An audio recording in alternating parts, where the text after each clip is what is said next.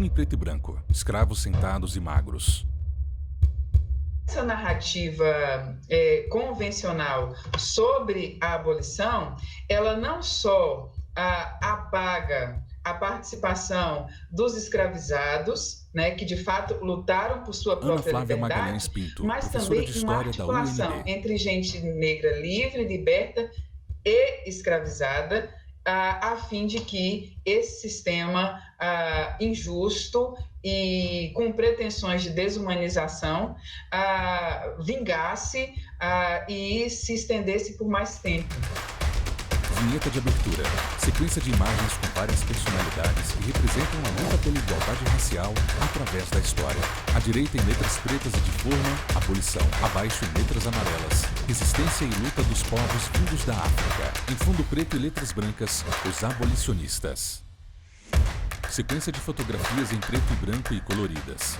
Manifestações da população negra pelas ruas, de todas as idades em busca de igualdade racial. Nessa sequência também há fotos das passeatas nos Estados Unidos com o lema Vidas Negras Importam.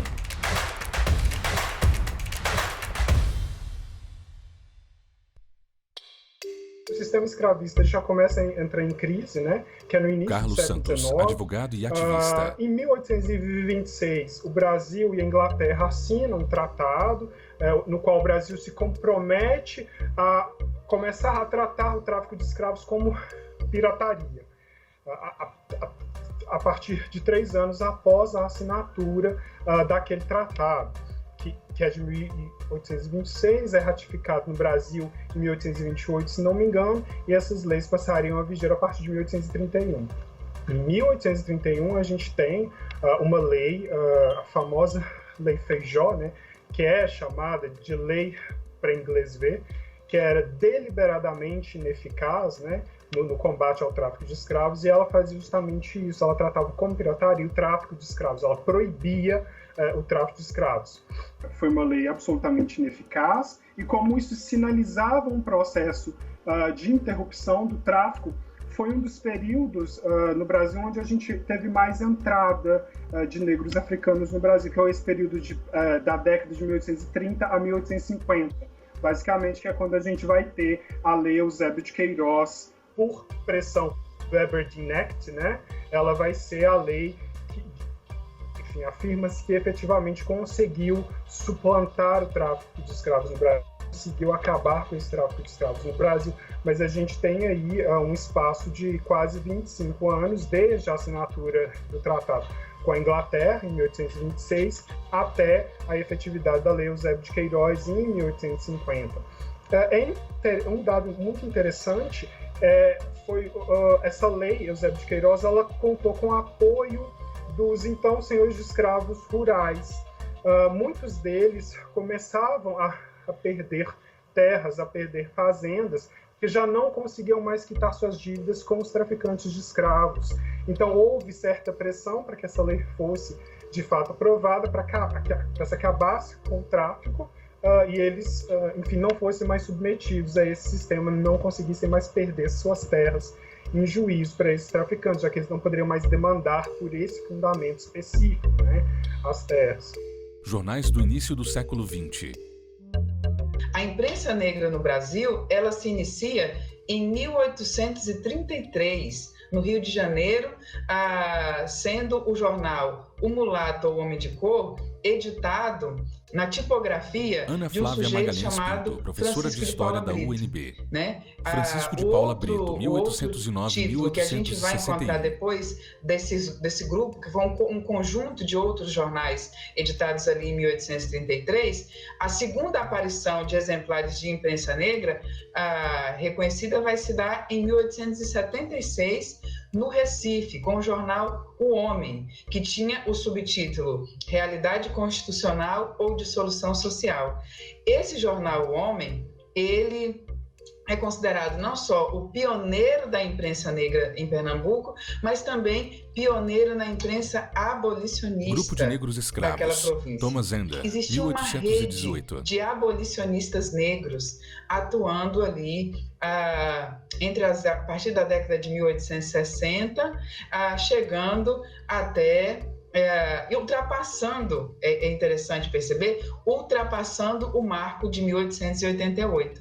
E aí aparecem figuras como não só José do Patrocínio e Luiz Gama, mas a própria articulação Machado de Assis, do Machado de Assis por Mark fica ainda Ferrez, mais 1890. evidente, né? Sujeitos como José Ferreira de Menezes, ele é o fundador e o diretor de um jornal chamado Gazeta da Tarde, né? Que é o primeiro jornal na corte que, se declarando abolicionista, se negou a publicar qualquer anúncio de gente escravizada que fugia. Além disso, foi um jornal que já nos primeiros números deu espaço para uma perspectiva abolicionista que não era só de o fim da escravidão como um gesto de generosidade, de caridade, apenas em relação aos ainda escravizados. Mas eles expressavam um projeto de abolicionismo, né, que apontava para o fim da escravidão como uma ação fundamental para a naturalização do preconceito de cor. Preconceito de cor esse que justificava até mesmo práticas de reescravização de libertos, escravização de gente nascida livre, né? Um crime que inclusive era previsto desde da promulgação do Código Criminal do Império. Indivíduos escravizados na fazenda Kitité, Rio de Janeiro, Mark Ferrez, 1875. Foto em preto e branco. Escravos em terreiro de uma fazenda de café, Vale do Paraíba. Mark Ferrez, 1882. Foto em preto e branco. De abolição gradual. Carlos Santos, muito embora ela advogado não e ativista. realize essas leis ditas abolicionistas, nenhuma delas visa a emancipação do negro propriamente dita. Elas estão defendendo interesses muito específicos, né? Interesses dos detentores de escravos, muito mais do que dos próprios escravizados. Enfim, essa lei ela vem posteriormente liberando os filhos de escravos. Posteriormente a gente vai ter a lei dos sexagenários. Indivíduos escravizados na colheita do café, Leis, Mark Ferrez, 1882.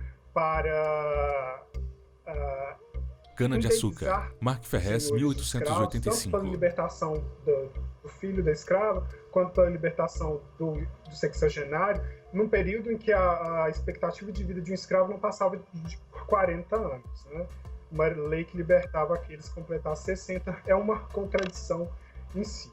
Mas, enfim, tudo isso acena para o término, né, desse sistema, para o fim do sistema da escravidão, e é isso que esse longo período que a gente chama de crise do sistema escravista, que consequentemente acredita-se que terminaria em algum momento, mas isso foi de certa forma antecedido, ele foi adiantado pela abolição em 1888. Uma particularidade da lei do ventre livre que eu gosto sempre de chamar a atenção é o fato de que o senhor de escravos ele teria que ficar cuidando daquela criança até os 8 anos. Aos 8 anos ele decidiria se receberia uma indenização e a libertaria, ou se ele se utilizaria do trabalho dessa criança até os 21 anos para indenizá-lo dos custos iniciais com aquela criança. Ou seja, no fim das contas, não houve, de fato, uma libertação. E se a gente pensa que a lei do ventre livre é de 1871 e que em 1888 a gente teve a abolição, pode ser que nenhuma criança nascida depois dessa lei tenha, de fato, sido libertada pela lei do ventre livre, né? Na segunda experiência de imprensa negra no Brasil que foi identificada, que é o jornal O Homem, Realidade Constitucional ou Dissolução Social. Esse jornal, ele é considerado não só o pioneiro na imprensa, Ana Flávia Magalhães da Pinto, imprensa professora negra de História da UNB. na província, né? Mas também um jornal abolicionista, diferentemente daqueles de 1833. Em nenhum momento os de 33 falavam em fim da escravidão. Eles estavam defendendo explicitamente o respeito à condição daqueles que haviam se distanciado do escravismo.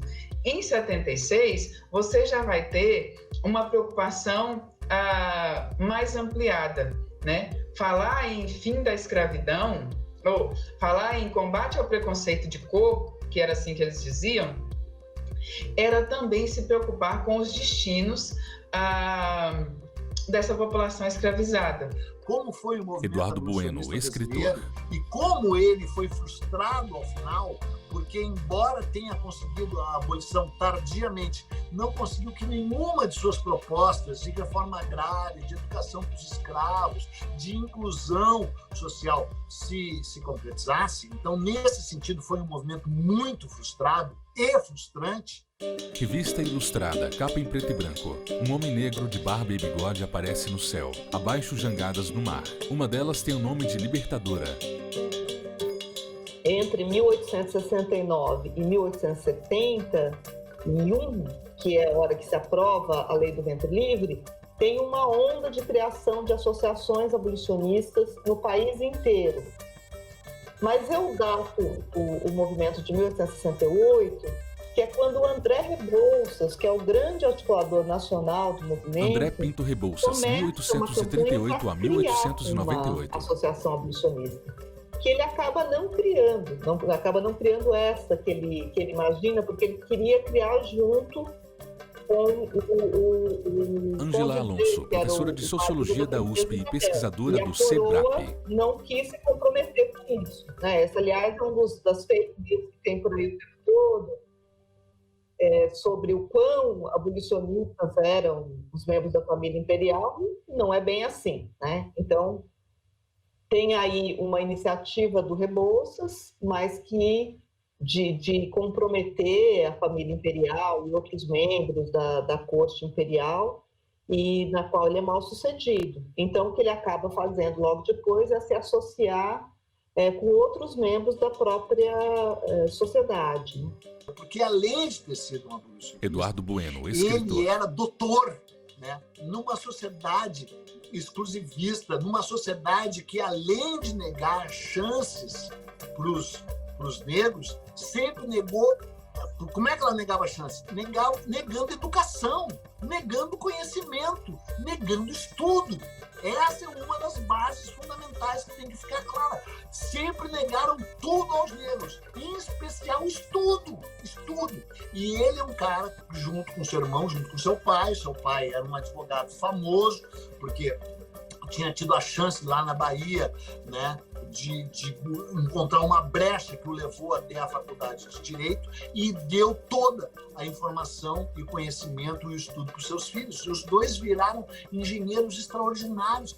André Pinto Rebouças, 1838 a 1898. Ele reluz pelo fato de ser um negro que conseguiu ascender ao mais alto patamar intelectual, científico, técnico-científico no Brasil, né?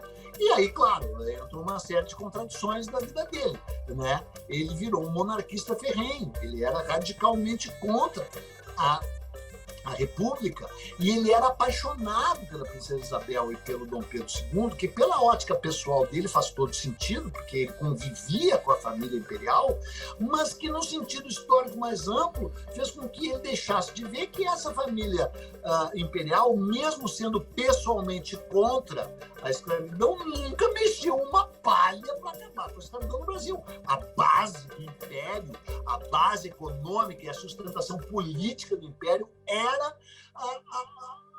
o grupo escravista. Acima e à esquerda, Tempo e História, Luiz Gama. Sequência de fotos e gravuras com escravos no trabalho e castigados. Luiz Gama desenterra uma lei, aqui no Brasil. Lígia Fonseca Ferreira, historiadora e biógrafa. Gaveta, letra morta. As leis anteriores não poderiam ter sido revogadas pelas 1850.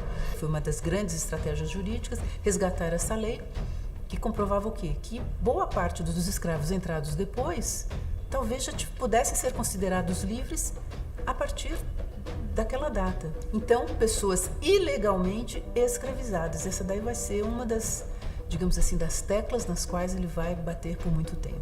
Ele utilizava também uma interpretação interessante, que eles chamavam de terra livre, né? Que é que dizia o seguinte, que se alguém escravizado fosse para algum lugar onde a escravidão não mais era considerada legal e voltasse para o seu local de origem, onde ele era escravizado, pelo fato de ter sido livre e ter retornado, ele não poderia mais ser escravizado, né?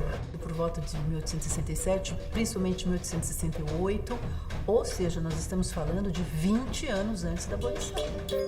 Obras de Jean-Baptiste Debré, 1768 a 1848. Uma das linhas de ação muito importantes do movimento também é judicial. O Luiz Gama, que é o terceiro personagem negro Angela Alonso, professora de Sociologia da USP e pesquisadora do SEBRAP. Fazia uso sistemático desta via, né, de ativismo judicial, de contestação de propriedade escrava fajutada. E então, o tempo todo, os abolicionistas estão lutando em diferentes arenas. Havia um movimento... Carlos Santos, advogado e ativista. De pedido de liberdade para alguns escravos, né, no Brasil. Os escravos, eles não podiam demandar diretamente juízo, né, eles não eram vistos como sujeitos pelo direito civil, mas eles poderiam estar representados por algum branco, alguém que pudesse pedir essa liberdade de alguns deles. Acima e à esquerda, Tempo e História, Luiz Gama. Pregado em parede, moldura com um retrato em preto e branco de Luiz Gama. 2 gravuras com escravos em senzala e um deles castigado com chicote. Uma questão política importante é uma questão que envolveu o linchamento de 4 escravos no interior de São Paulo. 4 escravos foram linchados no interior de São Paulo e por terem matado o senhor, né? Que os castigava, né? Como todos os escravos eram castigados. Eles foram linchados, eram Silvio jovens, Almeida, né? diretor do Instituto Luiz Gama. Fica revoltadíssimo, assim, escreve um artigo duríssimo, onde ele aponta uma questão que depois tornaria uma polêmica, né? Causava assim um Carmen certo Dora de Freitas receio Ferreira, presidente da Comissão de Igualdade Racial, OAB todo São escravo Paulo. que matasse o seu senhor sempre o fazia em legítima defesa. Atribuem a ele a seguinte frase, né? Que o escravo que mata o seu senhor atua em legítima defesa. Isso se torna uma questão polêmica à época, e mais do que uma questão polêmica, isso se torna também um indicativo de como Luiz Gama pensava, né? O Luiz Gama ele não era um sujeito da concórdia, como muitas pessoas querem interpretar, né? Pelo fato dele ser um advogado, o fato dele utilizar-se das leis, não significa que ele achava que as leis eram a última fronteira. O Luiz Gama era um homem da política, ele acreditava que a política podia mudar as coisas e que a lei, de fato, podia ser utilizada estrategicamente, enfim, mas ele não apostava todas as suas fichas na legalidade. Retrato de Luiz Gama pregado na parede. Escravos presos pelos pés. O Ceará é eleito pelo movimento como Angela Alonso, professora de Sociologia da USP e pesquisadora do SEBRAP. Por diferentes razões, porque tem poucos escravos, porque tem um movimento abolicionista forte, mas também o Ceará está longe do Rio de Janeiro. As comunicações no país se faziam por via marítima. Então, até chegar uma tropa, que vai acontecer depois, até chegar a repressão do governo nacional a uma mobilização ali, demorava. Então, se tivesse apoio de autoridade local, a mobilização se tornava muito forte, muito possível. E é o que acontece no Ceará. Capa da revista Ilustrada, com Francisco Nascimento no céu e jangadas no mar. Ela é tensa porque, diante dessa situação, o Ceará cria uma crise nacional. Porque a libertação do Ceará, ela não é só um evento local. Os abolicionistas criam eventos de celebração em outras cidades, mas sobretudo no Rio de Janeiro. José do Patrocínio e Joaquim Nabuco faz um evento em Paris, o Nabuco faz um evento em Londres. Então, eles dão reverberação nacional e internacional para o que está acontecendo. não é alguma coisa que o governo possa simplesmente ignorar, como ele vinha fazendo. Os governos anteriores vinham ignorando a campanha abolicionista. E aí, então, cria-se uma crise, o governo cai, é um governo parlamentar, né? O governo cai e ninguém quer assumir o governo. É uma crise em que tem um oposicionista do Partido Conservador que brinca e fala: o poder ficou no meio da rua, ninguém queria. E aí, quem, por fim, aceita Manuel Pinto de Souza Dantas, 1831 a 1894. Que era membro de uma associação abolicionista baiana na juventude, e quando o imperador chama ele, e também é preciso esclarecer que o imperador não escolhia a seu bel prazer quem ia ser o primeiro-ministro, era o líder do partido que tinha maioria parlamentar. Então, quando ele chama o Dantas é muito claro. Ele fala: olha, eu vou levar isso adiante. E, de fato, esse momento tem um projeto abolicionista que é o projeto pouco conhecido, né, mas o mais importante, na minha opinião, que é o projeto 48, o projeto Dantas, que é um projeto feito a muitas mãos, entre os membros do governo liberal do Dantas e lideranças abolicionistas, e no qual, basicamente, o governo leva ao parlamento o projeto que é a bandeira do movimento, que não é só a libertação dos escravos, mas também o que o Rebouças propunha como o Rebouças chamava de democracia rural, 1838 que era a a criação de pequenas 1898. propriedades em terras públicas na beira das ferrovias. Folha de livro A Democracia Rural Brasileira. Contém o nome de André Rebouças. Está no projeto que o Rui Barbosa, que é um dos redatores do projeto, defende no parlamento, que é um salário mínimo para os ex-escravos. Então, isso gera uma grande reação, forma-se nesse momento, como se formou durante o Ventre Livre, os clubes da lavoura, reações políticas dos escravistas. Retrato de Joaquim Nabuco. À esquerda, Tempo e História de Joaquim Nabuco. Ângela Monso, socióloga. Chefe do movimento para tentar influir sobre esse processo por dentro das instituições políticas durante o governo do Manuel de Souza Dantas, em 1884. Mas aí tem uma reação escravista, o Dantas cai, e o novo governo do Barão de Cotegipe, que é um governo conservador, fecha o tempo com os abolicionistas. E aí, de 1885 até o começo de 1888, o clima é de grande radicalização de parte a parte. Retrato do Barão de Cotegipe. Então é um período de violência, de uso da violência de parte a parte. Então essa é uma história pouco contada, né, do final do processo de abolição, que não é bem assim uma dádiva da coroa. Quer dizer, as instituições são pressionadas por uma manifestação que está acontecendo fora delas. João Maurício Vanderlei, Barão de Cotegipe, 1815 a 1889. Considerado abolicionista. O Cotegipe fala com todas as letras que ele vai reprimir os abolicionistas e as fugas de escravos. E não tem nenhuma resposta. Então, ele tem licença do imperador para seguir, né? E ele tem Ângela Alonso, professora de Sociologia da USP e pesquisadora do SEBRAP. Ele vai ficar quase até as vésperas da Lei Áurea, e ele pratica um governo muito firme de repressão sistemática. Então, repressão aos abolicionistas, repressão às fugas de escravo, e ele faz isso tanto no parlamento, com tentativas legislativas de retardar a aplicação dessas leis, que já libertavam alguns escravos, com repressão formal, mandando polícia, exército, etc., contra caçar mesmo abolicionistas, e fazendo vista grossa do que então vai se generalizando, que são milícias armadas ou de iniciativa própria, ou que são pagas por fazendeiros, por proprietários de escravos, e que caçam tanto abolicionistas quanto escravos fugidos. Pintura. Escravos em procissão católica no meio da mata.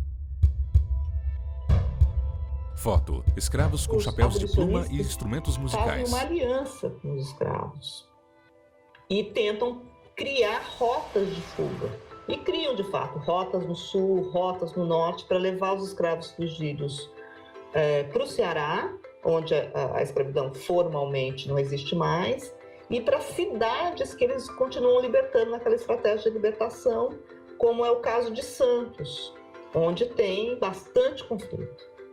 Então, é uma fase em que começa a haver violência da parte do governo, da parte dos escravistas, e os abolicionistas começam a dizer, nós também estamos dispostos à guerra civil.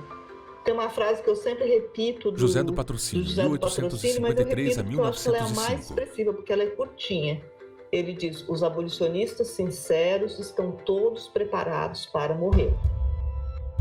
Retrato de José do Patrocínio. Uma fuga em massa de escravos que saem de Itu, vão atravessando várias cidades do interior de São Paulo e são dizimados pelo exército na Serra do Mar. Isso causou um trauma no próprio exército. Leva, logo em seguida, o marechal, ainda não marechal, Deodoro, mas que era presidente do clube militar, a escrever uma carta para a coroa e dizer: o exército não vai mais caçar escravos. Então aí é um momento em que o Império perde a capacidade de reprimir tanto os abolicionistas quanto as fugas de escravos. Isso acontece em outubro de 87. Então não é que a monarquia decidiu François Auguste Biard, Fuga de Escravos, 1859. Reprimir. É que ela perdeu as condições de fazer isso. E tem uma desistência nessa hora de vários setores da elite brasileira. Da igreja, dos juízes, de várias partes da sociedade que começam a ver um prenúncio do que aconteceu nos Estados Unidos, de acontecer realmente uma guerra civil. Então tem um recuo, né? Bom, então vamos negociar, e é assim que se forma o gabinete do João Alfredo, mas com a condição de se aprovar o que se aprovou. Uma lei que tem 2 parágrafos, né, e que não tem, foi redigida pelo Rebouças, mas que não tem todos os projetos que vinham junto no projeto Dantas. Marco Ferrez, missa campal pela abolição da escravatura no Brasil, São Cristóvão, Rio de Janeiro, 17 de maio de 1888. Da própria lei, só diz que está todo mundo livre a partir daí. Foto em preto e branco. Cais de Porto. Próximo episódio, Liberdade sem Igualdade. Projetos abolicionistas que tinham um potencial muito mais democrático do que aquele que, por força desses jogos de poder, acabou sendo vitorioso, não apenas por força da figura da princesa Isabel, mas inclusive pelos desdobramentos da abolição no período republicano. Créditos finais. Direção e roteiro, Alexandre Pichot. Produção, Rosana Amaral e Débora Gutierrez. Direção de arte, montagem e finalização, Henrique Correia. Audiodescrição visual. Roteiro, Caína Leão. Narração, Vinícius Souza. Núcleo de programação, Rosa Wazen. Núcleo técnico, Fábio Guedes. Núcleo de produção de programas, Flávia Soledade. Supervisão, Coordenadoria de Gestão da TV e Rádio Justiça. Secretaria de Comunicação Social, STF. Realização TV Justiça Essencial 2021.